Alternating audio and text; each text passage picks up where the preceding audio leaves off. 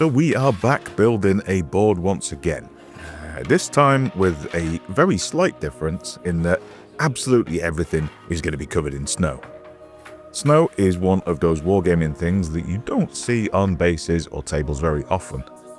Probably because, while it's not especially hard to do, it does require the purchase of a few more bits and bobs than we normally have lying around. As usual, we're going to go through most of the processes. However, I only have 2 afternoons available to make this because this is a demo board and it needs making for ChillCon in Sheffield on the 21st and 22nd of March.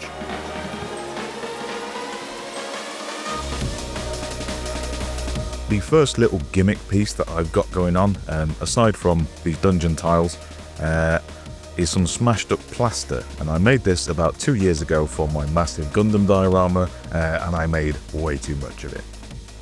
For all my ground formations, I like to make my own ghetto homebrew sculptor mold, pretty much as always. It's based around this 50-litre bag of something called Thermoflock, but if you're not about that, you can just buy sculptor mold, or you can buy Geek Gaming Scenic's modelling compound, which is basically what I'm doing but pre-made, and probably better. I then add a few handfuls of casting plaster and some water straight from the dehumidifier. Of course, you don't need sculptor mold or ghetto homebrew sculptor mold. You can use filler or grout or clay or whatever, but I need this to not weigh 8 kilos is a thing. And I need this stuff to set in about 20 minutes so that I can keep working on it. So for me, ghetto homebrewed sculptor mold is always the way. I then add what can only be described as junk and crap from various loot boxes and terrain packs that I've got just lying around. Anything for cover will do it, but I'm a 90s PC gamer kid, so any area, as far as I'm concerned, no matter the setting, can be just filled with crates.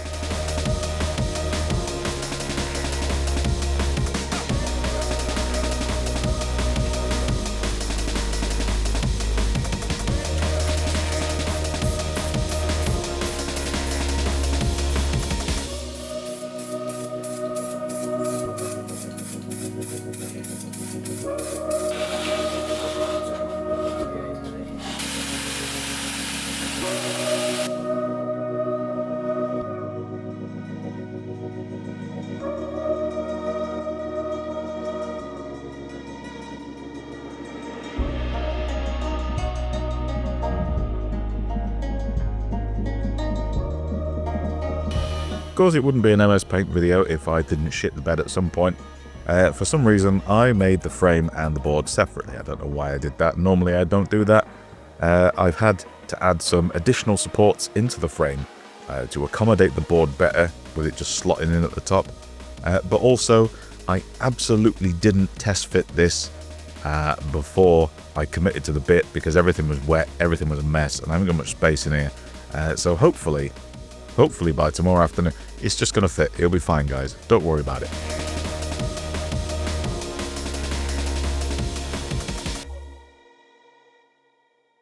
So, what's all this about then?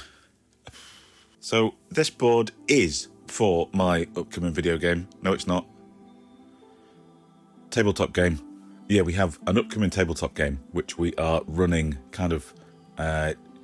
not final tests, but like taster sessions of at ChillCon 2026, which is in very soon in Sheffield. Yeah, we're running mini demos of the game just to see what people think about it. If they fucking hate it, we'll gut it and just end it all. But it plays on a 2x2 because I love 2x2 boards, because 2x2 boards are kind of easy to make.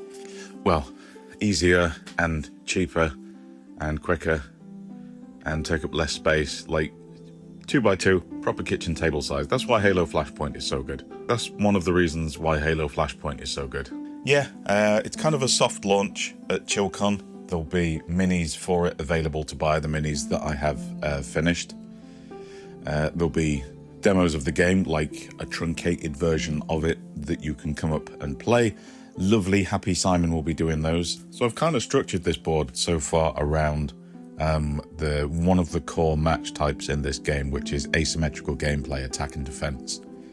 But the board also allows you to completely ignore that if you don't want to use that. It won't fit every scenario in the book, absolutely not, but it will serve as a nice just landing platform or jumping off platform for people to just have a little go at a game. So I will be there at ChillCon, both the Saturday and the Sunday, bolted to my meet and greet stand, which is how I basically repay the kindness of the ChillCon team for letting me have a stand where I can basically do whatever I want as long as it is within the realms of the law, usually. We've got health and safety frog miniatures available, like I do at every convention. Free Hector photographs, health and safety frog photographs, and autographs. But yeah, if you want to have a little go on this in like probably a week's time at this point, come to ChillCon in Sheffield. Right, it's Saturday morning, and get on with what time I have available today. Let's go. Yes!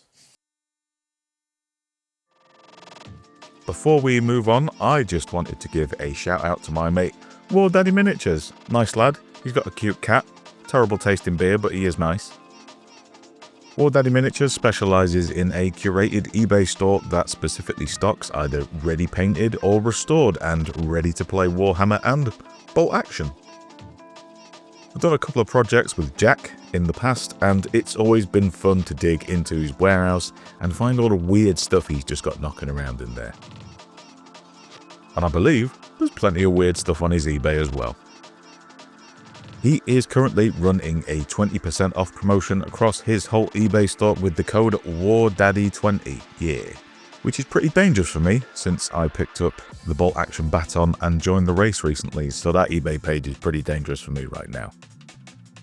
Head to the War Daddy Miniatures store in the link down below, and don't forget to use WARDADDY20 code at checkout for a 20% off. Alright, bye now.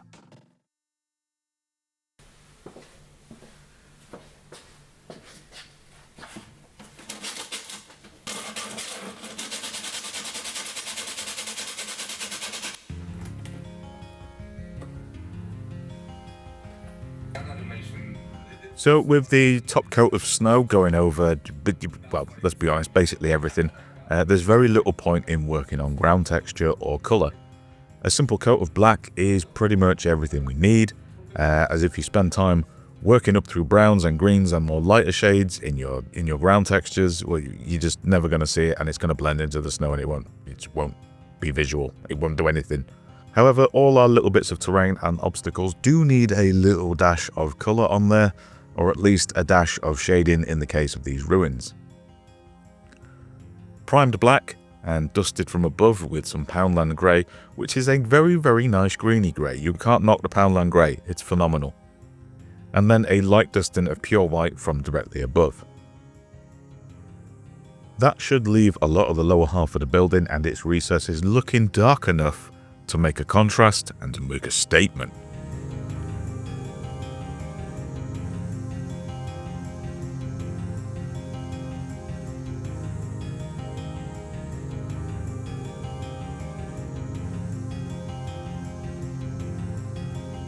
Yeah, pretty much a board like this, and a lot of boards, you can do them without touching a paintbrush.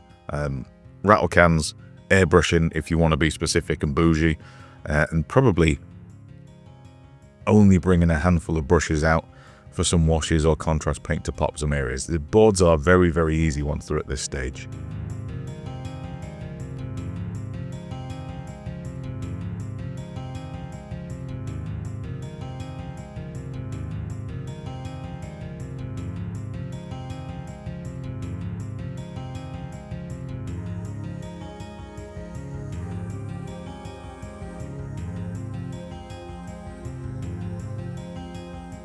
I make sure that all of our vertical facing areas have some kind of colour or coverage or contrast on, even if it's just a few washes that blend into one another, because our snow is going to be applied from directly above and should only hit the top of things.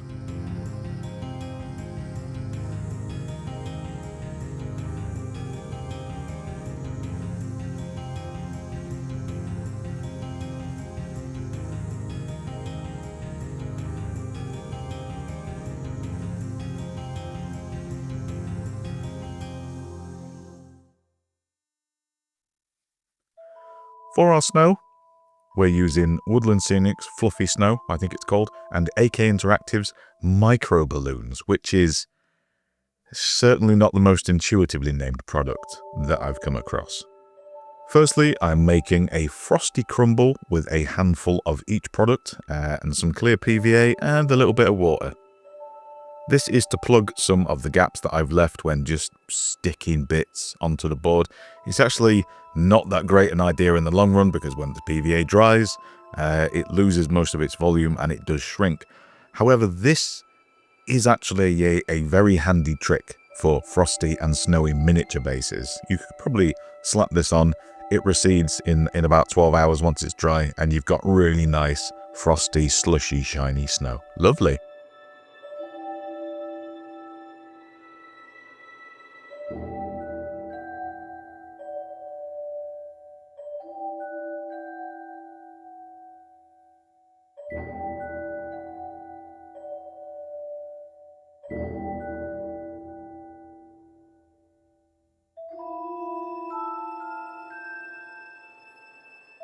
Okay, so our final snow effect is fairly simple in principle. We take a can of lacquer spray and quite heavily rain it down onto the board from above. Then we load our Woodland Scenic Snow into just a regular kitchen sieve and we watch the magic happen.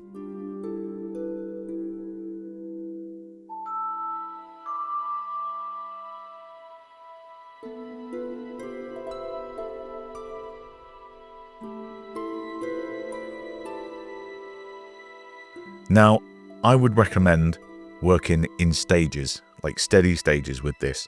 Apply the lacquer, a thin dust of snow, more lacquer, another dusting of snow. Then you have control over how thick and how opaque your layers of snow are.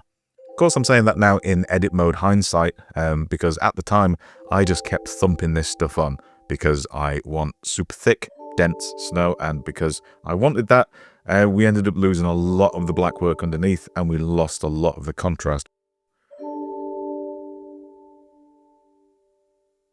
As a final dusty roads of everything over the top, including all these static grass tufts, I used the Geek Gaming Scenics Base Ready Snow, which is basically everything the AK Interactive stuff offers but twice the quantity at half the price. So if you can get the Geek Gaming Scenic Snow, just go with the Geek Gaming Scenic Snow, man.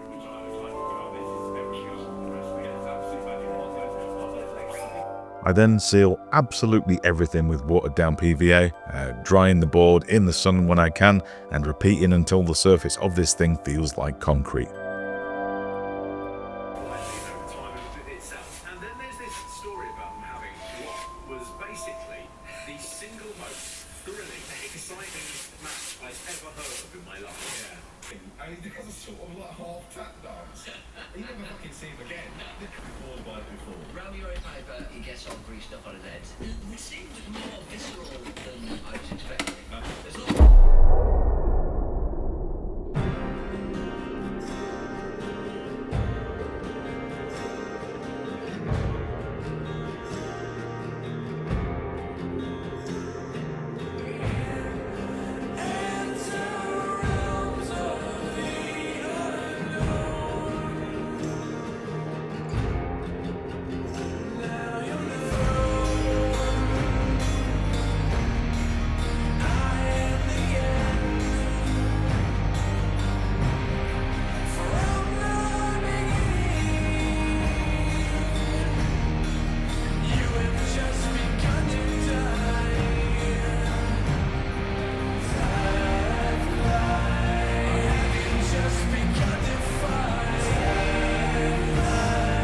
So yeah, this board will be available for demo purposes at ChillCon on Saturday and Sunday, the 21st and 22nd of March.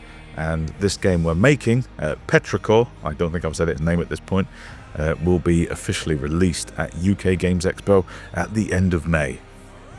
Thank you for watching, and thank you to my wonderful Patreon community who are kicking ass and taking names and making this game and these kind of videos possible. Cheers! I'm out of here.